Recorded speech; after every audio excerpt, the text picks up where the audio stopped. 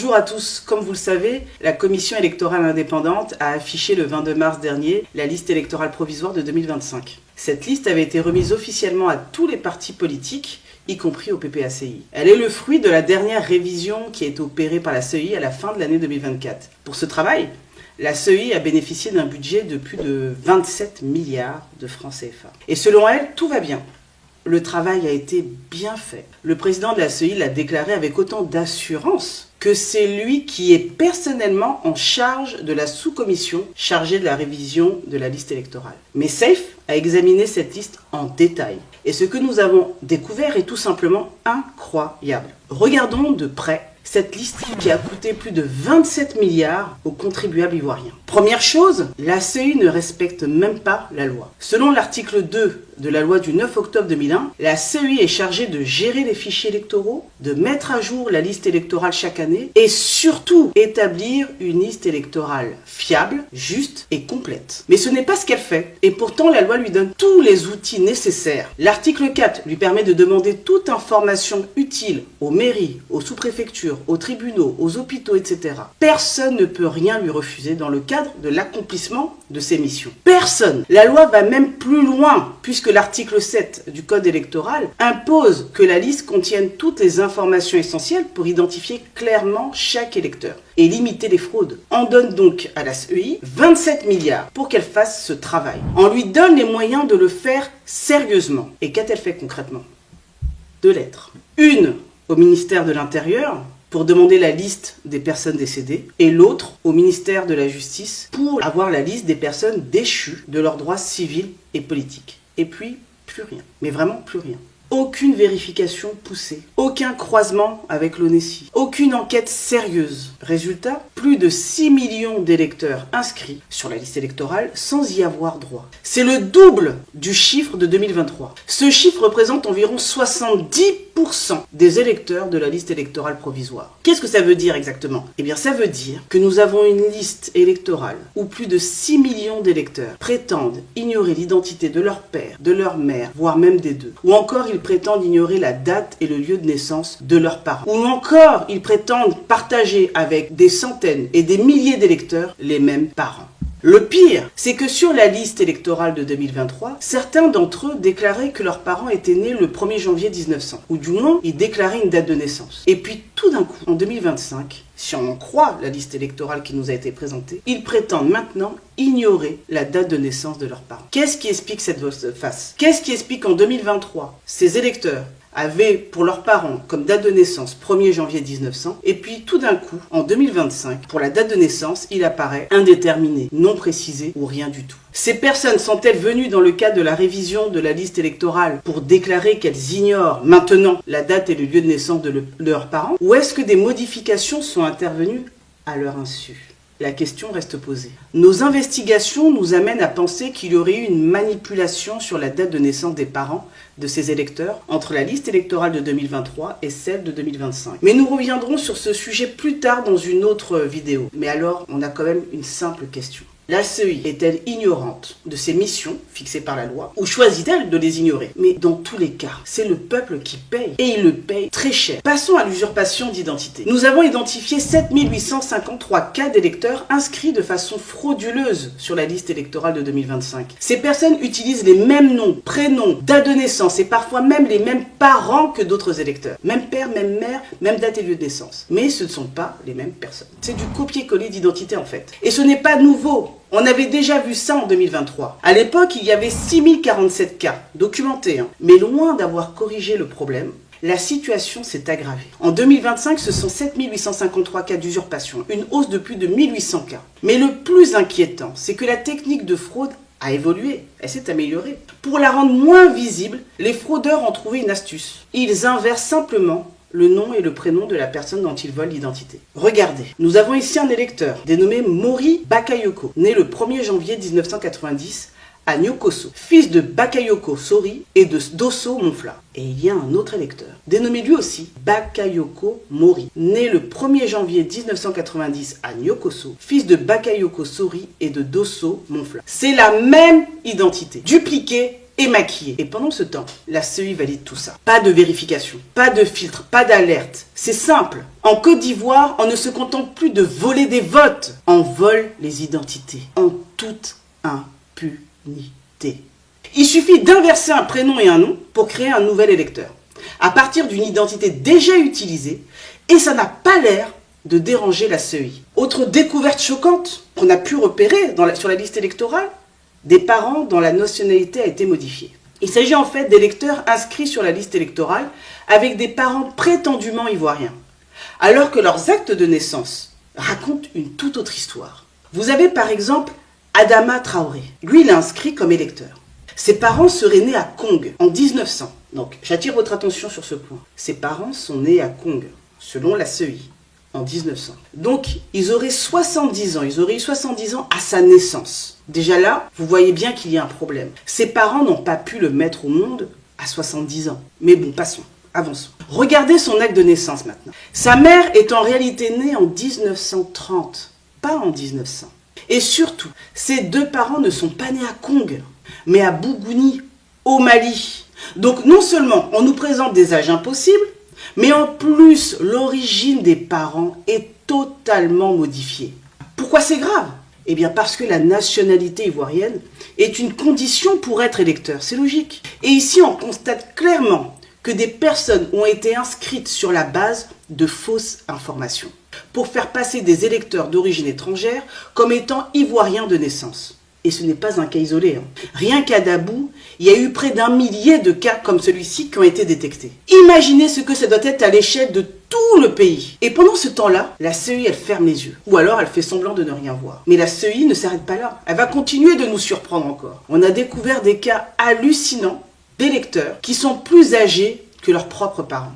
Voici quelques exemples qu'on ne voit même pas dans les films d'action ou de science-fiction. Niaba Olivia, qui est née le 3 février 1999 et dont le papa est né le 1er février 2001. Oui, 2 ans plus tard.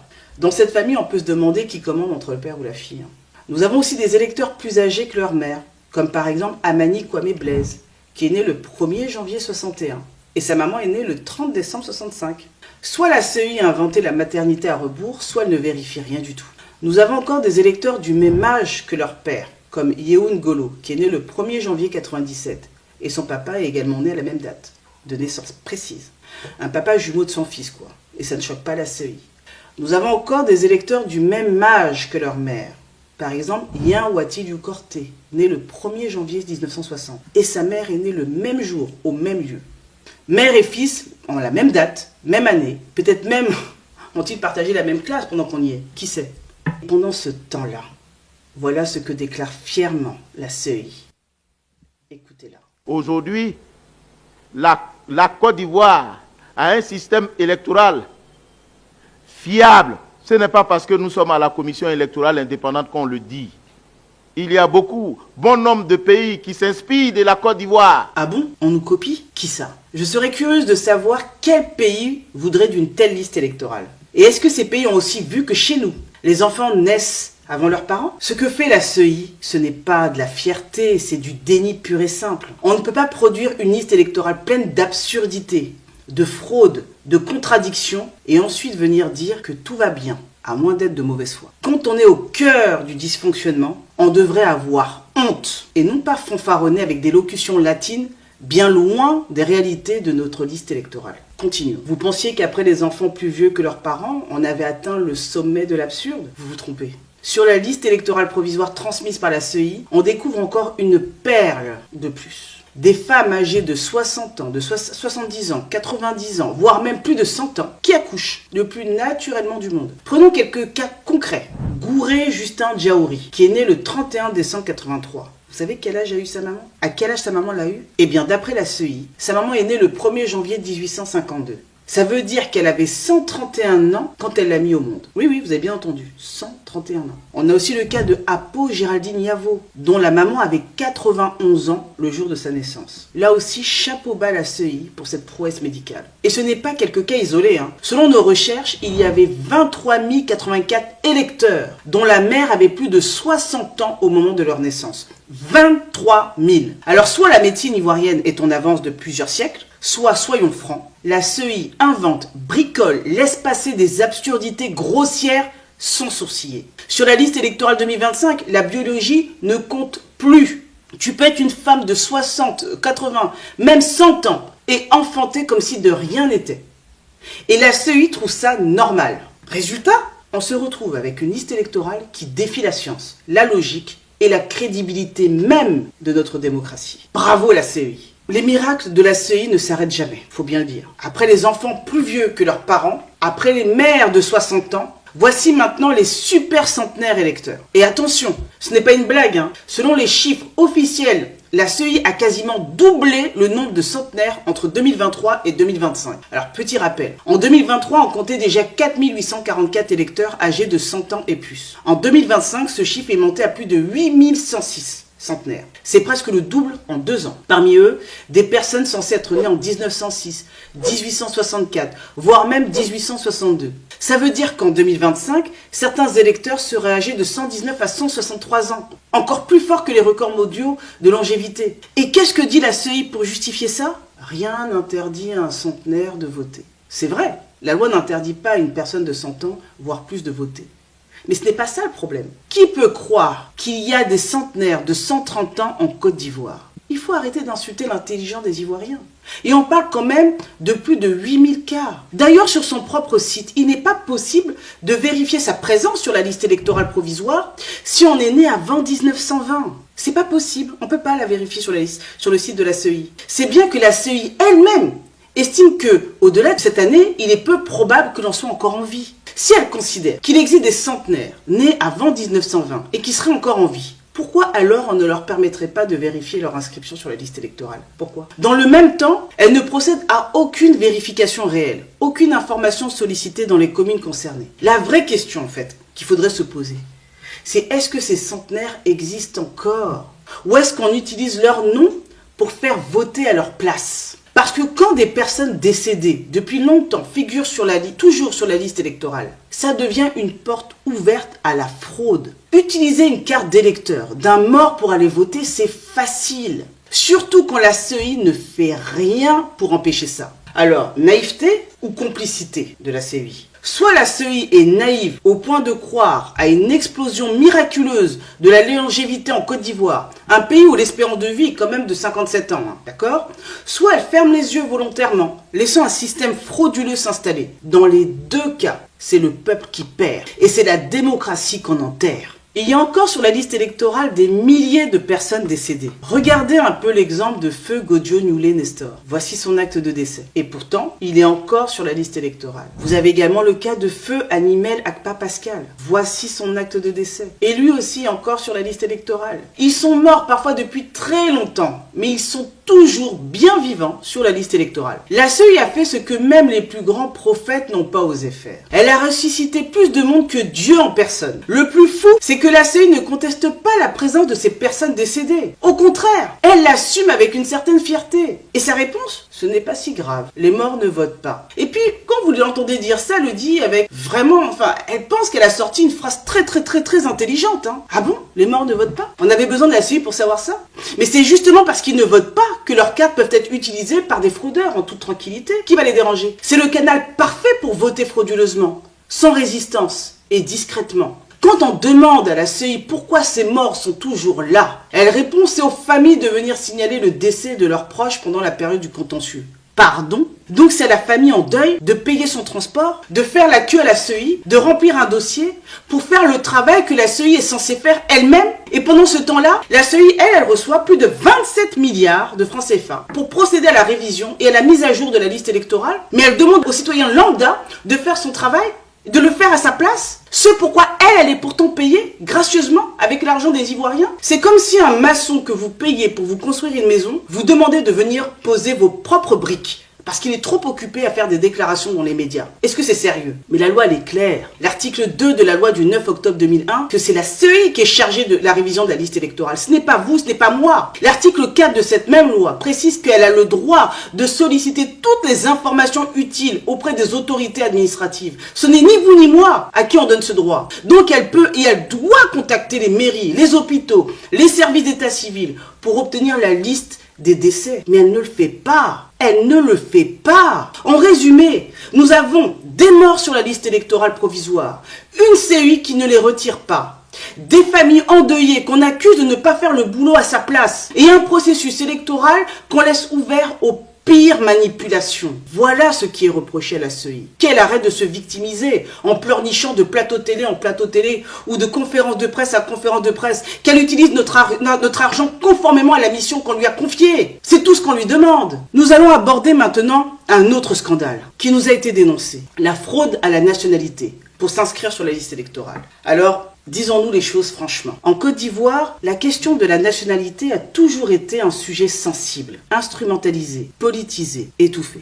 Pendant des années, dès qu'on osait parler de fraude à la nationalité, on était accusé de xénophobie, de tribalisme ou de vouloir exclure. Résultat, on a bloqué tout débat sérieux sur un vrai problème. Le manque de fiabilité de notre état civil et l'existence de faux Ivoiriens sur la liste électorale. Aujourd'hui encore, des jeunes Ivoiriens fuient la misère en tentant de traverser la Méditerranée au péril de leur vie. Et pendant ce temps, des personnes étrangères, parfois sans aucun lien avec la Côte d'Ivoire, se retrouvent en possession de pièces d'identité ivoiriennes et sont inscrites sur la liste électorale. Et là, comble du cynisme, ceux qui criaient à la xénophobie hier, lorsqu'on parlait de fraude, sont les premiers aujourd'hui à douter de la nationalité des migrants ivoiriens qui fuient leur gestion. Aujourd'hui, ce que nous avons découvert est quand même gravissime. Il y a un réseau à falsifier des décrets de naturalisation. Un réseau prend des décrets publiés au journal officiel qu'il falsifie pour y intégrer des personnes qui n'étaient pas concernées par ce décret. Vous avez par exemple le décret du 26 septembre 1995 qui concernait certains Burkinabés naturalisés ivoiriens et qui a été modifié pour y rajouter frauduleusement des noms. C'est ainsi qu'on retrouve Kouraogo Abdulrahman, non concerné par le décret d'origine, mais inscrit comme ivoirien sur la liste électorale. Cette personne étant en réalité un ressortissant burkinabé, comme l'atteste sa demande de carte consulaire. On a un autre exemple de falsification, le cas de Traoré Sina, qui a aussi été ajouté illégalement sur un décret falsifié. Ces personnes ont donc acquis la nationalité ivoirienne sur la base de faux documents. Selon nos informations, il s'agit d'un réseau d'envergure qui a falsifié les décrets de naturalisation pour l'établissement de pièces d'identité ivoiriennes frauduleuses. Ces manipulations ont permis l'obtention de pièces d'identité ivoiriennes, l'inscription sur la liste électorale de personnes qui n'y ont strictement pas droit. Cela n'aurait pas été possible s'il y avait eu un croisement systématique entre la liste électorale et les actes d'état civil. Mais il n'y a aucun lien automatisé avec les bases de données de l'ONESI, ni des mairies, ni des services consulaires. Et cela a des conséquences graves. Des milliers, peut-être même des millions de personnes figurent sur la liste sans y avoir droit. Morts, fraudeurs, étrangers, usurpateurs, etc. On a dénoncé tout ça durant le précédent contentieux en 2023. On a démontré à la CEI que son fichier ne respectait pas l'article 7 du Code électoral. On a encore remis à la CEI la liste de toutes les personnes qui avaient usurpé l'identité d'un électeur. Mais rien. Elle laisse tout ça et publie la liste électorale 2025 avec les mêmes irrégularités et cas de fraude. Et comme une chanson, la CEI répète à qui veut l'entendre: le contentieux va commencer, vous pourrez dénoncer tout ça. Sauf que ce fameux contentieux ne dure que 15 jours. Et on parle de plus de 6 millions d'anomalies. C'est impossible à dénoncer en 15 jours. Et la CEI, elle le sait bien. Et attention, même si vous signalez une fraude, la CEI vous demande d'apporter vous-même toutes les pièces justificatives, même celles que seule l'administration détient et que vous ne pourrez jamais vous procurer. Pire encore, on vous intimide. La CEI va jusqu'à intimider à demi-mot ceux qui veulent faire des réclamations. Écoutez ce qu'elle a dit. À toute fin utile, il me faut préciser que les réclamations faites devant la commission doivent être motivées et appuyées par des pièces justificatives pour ne pas qu'elles s'apparentent à une dénonciation calomnieuse, source d'infraction pouvant justifier une poursuite pénale. Quand vous dites « M. Tantampion ne mérite pas d'être sur la liste électorale », vous devez rapporter la preuve de ce que ce M. Tantampion ne mérite pas effectivement. Mais si vous ne le faites pas, M. Tantampion, tout comme la commission électorale indépendante, est en droit de saisir les juridictions pour vous poursuivre pour une dénonciation calomnieuse, infraction à la loi pénale. Autrement dit, si vous dénoncez un fraudeur sans avoir accès à ses papiers, c'est vous qu'on menace. Mais si quelqu'un usurpe une identité ou utilise un faux décret, la CEI ne dit rien. On récapitule. La CEI ne croise pas les données, elle ne vérifie pas les faux papiers, elle n'alerte pas la justice sur les fraudes ou du moins elle ne le fait pas toujours, mais elle vous intimide à demi-mot si vous envisagez de solliciter la radiation de personnes qui n'ont rien à faire sur la liste électorale. C'est comme si un policier vous disait « Si vous déclarez une agression sans preuve, je vous poursuis, mais je ne vais pas enquêter pour autant si vous déposez plainte. » Cette attitude est inacceptable. Au mieux, la CEI est incompétente et paresseuse, trop occupée à gérer ses milliards de budget. Au pire, elle est complice d'un système qui vole la souveraineté du peuple.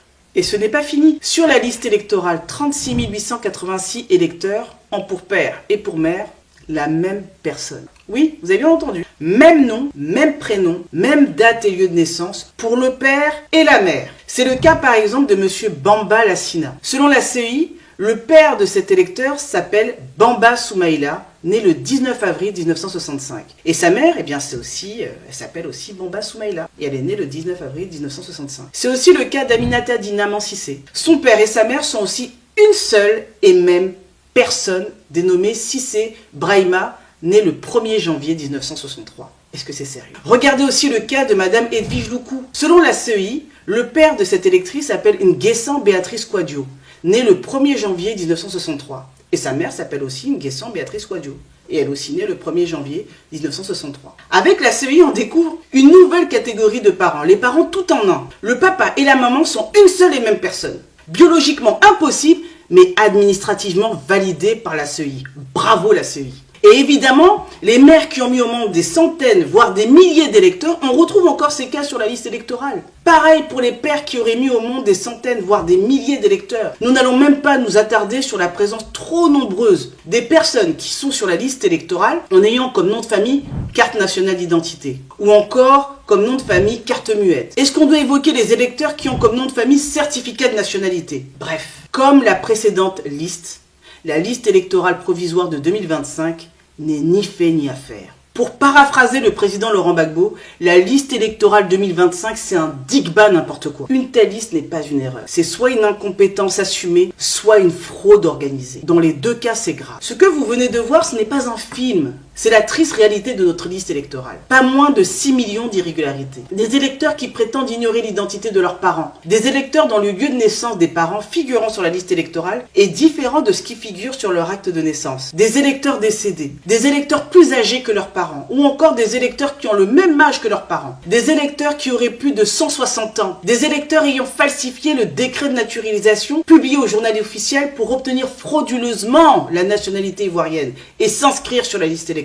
Des électeurs dont le père et la mère sont une seule et même personne. Des milliers d'électeurs qui partagent les mêmes parents. Des électeurs qui ont comme nom de famille carte d'identité, certificat de nationalité ou encore carte muette. Des milliers d'électeurs qui n'ont pas de date de naissance. Bref, il y a du tout et du n'importe quoi sur cette liste électorale. C'est d'ailleurs pour cela que nous sollicitions l'audit de la liste électorale. Ce n'était pas pour embêter quelqu'un. Bien des pays l'ont d'ailleurs fait et ont été félicités pour ça. L'exemple le plus récent est celui du Bénin. Le refus catégorique de la CEI de procéder à l'audit de la liste électorale ne fait que renforcer la méfiance légitime que l'on peut avoir vis-à-vis de cet organe, qui ne rassure personne, excepté le pouvoir en place. On se demande vraiment à quoi ont vraiment servi les 27 milliards de francs CFA, si c'était pour présenter une telle liste électorale aux Ivoiriens. Présenter une telle liste électorale aux Ivoiriens, truffée d'absurdité, est une insulte adressée au peuple de Côte d'Ivoire. Mais ne vous y trompez pas, le but de cette vidéo n'est pas de vous décourager. Au contraire, si nous dénonçons ces fraudes, ces irrégularités, ces manipulations, c'est pour mieux les combattre. Ne laissons pas ces anomalies nous voler l'élection présidentielle de 2025. Vérifiez votre nom sur la liste électorale. Faites une réclamation si vous n'apparaissez plus. Faites des réclamations pour solliciter l'inscription de toutes les personnes qui doivent y être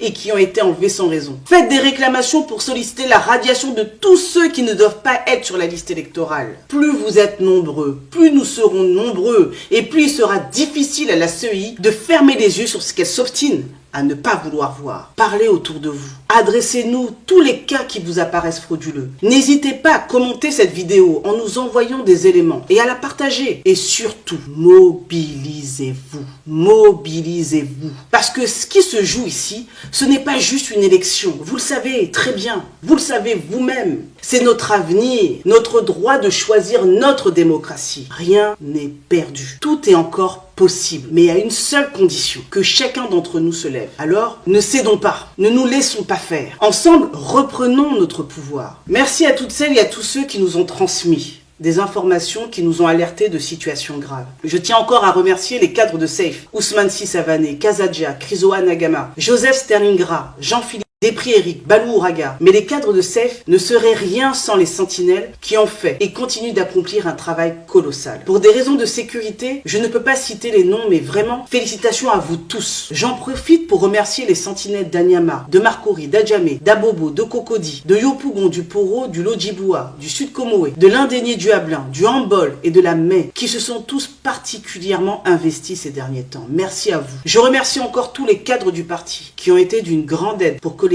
ces informations. Merci aussi à tous les collaborateurs des Sentinelles qui nous épaulent discrètement sans bruit et qui nous accompagnent au quotidien dans ce combat pour la vérité, la justice et la liberté. À très vite pour la suite, car ce n'est que le début de l'analyse de la liste électorale de 2025 qui vient de vous être présentée. La CEI a publié une liste électorale, mais nous allons publier toute la vérité de cette liste. Et n'oubliez pas, la vérité finit toujours